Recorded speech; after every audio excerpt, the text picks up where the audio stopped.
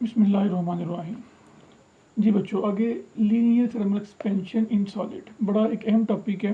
Exam के हवाले से एक लॉन्ग क्वेश्चन बहुत इंपॉर्टेंट है और इसके एमसीक्यूज़ भी एग्ज़ाम में आ जाते हैं कि what is the linear thermal expansion in solids. उसका भी आपको आंसर आना चाहिए, लेकिन वो स्टेप बाय स्टेप इंशाल्लाह आपको सारी समझ आ जाएगी। बहरहाल शुरू करते हैं। देखिए, पहली बात ये समझ लें कि लिखा हुआ है थर्मल एक्सपेंशन। इसका मतलब ये होता है किसी भी चीज़ को हीट दी जाए तो हीट देने के बाद वो जो एक्सपैंड होती है ना, फैल जाती है, उसके फैलने को बोलते हैं एक्सपेंशन। और थर्मल मतलब हीट की वजह से कोई चीज़ अपनी लेंथ में इजाफा कर ले, अपने मैस में इजाफा करे या किसी भी चीज़ में इजाफा हो जाए, तो वो जो इजाफा होगा ना, वो जो चेंज आएगा उसका नाम होगा थर्मल एक्सपेंशन। अब यहाँ लिखा हुआ है थर्मल एक्सपेंशन इन सॉलिड, पूरा नाम है linear thermal expansion in solids. जो बुक पे मेंशन है वो ये टॉपिक है, तो बहरहाल बात एक ही है। लेकिन यहाँ एक चीज़ मैं आपको ऐड कर दूँ, समझा दूँ कि लीनियर का मतलब होता है स्टेप बाय स्टेप एक ख़ास डायरेक्शन में चेंज का बढ़ जाना। ठीक है, तो वो आगे जाके आपको मज़ीद मैं समझाता हूँ, तो इंशाल्लाह समझ आपको आ जाएगी। बहरहाल अब देखिए, फ़र्ज़ कर लें मेरे पास ना कोई ये मेटल रॉड है, लोहे का बना हुआ, और इसकी अपनी लंबाई एल नॉड मतलब ओरिजिनल लेंथ ये है 2 मीटर फ़र्ज़ कर लें। तो इसको मैंने यहाँ से हीट देना शुरू की। तो मैंने ऊपर बताया कि जब भी आप हीट देंगे तो वो एक्सपैंड होगा, फैल जाएगा। तो हीट देने के बाद फ़र्ज़ कर लें इसकी लंबाई में ना इतना चेंज आया, ये पहले यहाँ मौजूद था, फिर ये इतनी लेंथ हो गई। तो इसकी जो लेंथ मेरे पास न्यू आई वो थी 5 मीटर फ़र्ज़ कर लें। जो ओरिजिनल लेंथ थी वो 2 मीटर थी। जब मैंने हीट देना शुरू की तो हीट देने के बाद लेंथ में कुछ इजाफा हो गया और वो लेंथ हो गई 5 मीटर। अब अगर मैं सवाल करूँ आपसे कि मुझे बताएं कि इसकी लेंथ में कितना इजाफा हुआ है, तो आप क्या करेंगे? 5 minus two, 5 minus two is equal to 3।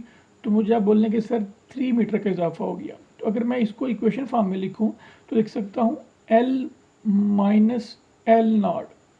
देखिए 5 माइनस टू, तो 5 minus two is equal to 3 metre. इस तरह से ही L minus L naught, L minus L naught is equal to delta L.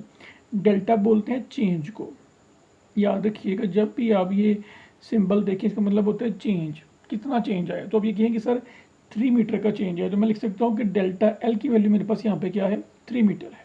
ठीक हो गया। इसी तरह से सेकंड इक्वेशन को समझें। तो जब मेरे पास यहाँ मेटल रॉड था, जब इसको मैंने हीट नहीं दी तो फ़र्ज़ कर लें तब उसका टेम्परेचर टी नॉट 2 केल्विन था। लेकिन जो मैंने हीट देना शुरू की तो हीट देने के बाद ये एक्सपेंड हुआ, तो हीट बढ़ी, टेम्परेचर बढ़ा। तो समझ लें कि जो मेरे पास नया टेम्परेचर आ गया वो आ गया 5 केल्विन। अगर मैं सवाल करूँ बताएं बच्चों कितना फ़र्क आया, तो आप क्या करेंगे?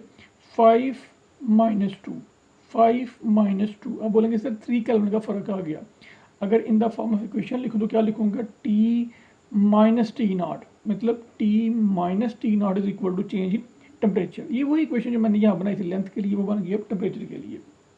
अब इन इक्वेशन को ना बारे बारे लिख लेते हैं। पहली इक्वेशन क्या बनी? L minus L naught is equal to change in length, तो मैंने लिख लिया L minus L naught is equal to change in length. दूसरी इक्वेशन बनी T minus T naught is equal to change in temperature, तो मैंने लिख लिया T minus T naught is equal to change in temperature. ठीक हो गया। अब यहाँ पे इक्वेशन समझनी है, ये वाली बड़ी अहम इक्वेशन। मैं कह रहा हूँ कि change in length directly proportional है एल नॉट के। इसका मतलब ये है कि लेंथ में जितना चेंज आएगा, लेंथ में जितना चेंज आएगा वो इस लेंथ की वजह से होगा जो उसकी ओरिजिनल लेंथ है। भाई जाहिर सी बात है, मेरे पास ये मेटल रॉड होगा तो मैं इसे गर्म करूंगा ना, इसे गर्म करूंगा तो इसमें चेंज आएगा। तो जितना चेंज आ रहा है वो किसकी वजह से आ रहा है? वो आ रहा है एल नॉट की वजह से। मैंने लिख लिया कि change in length, change in length is directly proportional to original length. तो लिख लिया change in length is directly proportional to original length. ठीक हो गया। अब देखें जो जो लेंथ चेंज हुई थी साथ क्या चेंज हुआ था? टेम्परेचर चेंज हुआ था। यहाँ इक्वेशन एक ऐड कर लें कि जो आपका एल नॉट है वो डायरेक्टली प्रोपोर्शनल किसकी है? Change in, sorry, original temperature की। ठीक हो गया। लेकिन जो ही आप चेंज इन लेंथ, जो ही आप लेंथ चेंज करेंगे साथ क्या चेंज होगा?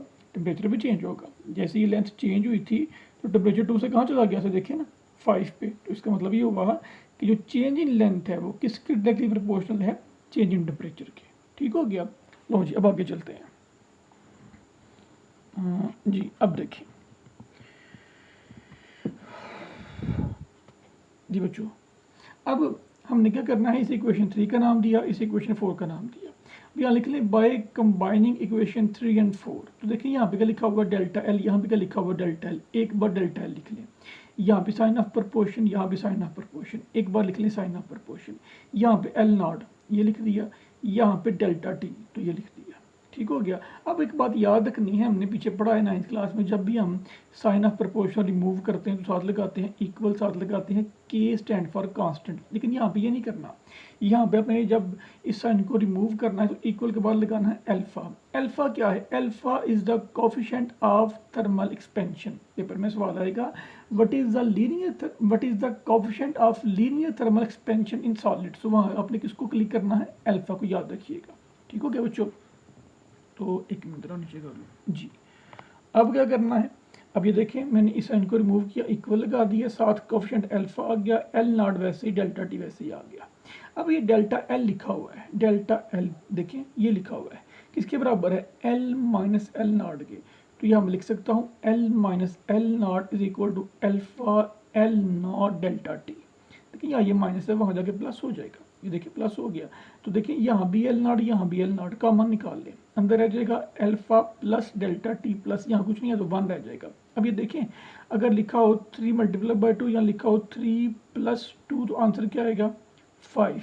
मैं लिख दूँ 2 प्लस 3, आंसर क्या आएगा? 5। को फर्क तो नहीं पड़ा। तो देखिए मैंने इसको सिर्फ रीअरेंज किया, अल्फा डेल्टा टी प्लस 1, इसको रीअरेंज किया तो 1 पहले आ गया, प्लस वैसे ही आ गया, अल्फा डेल्टा टी वैसे का वैसे ही आ गया।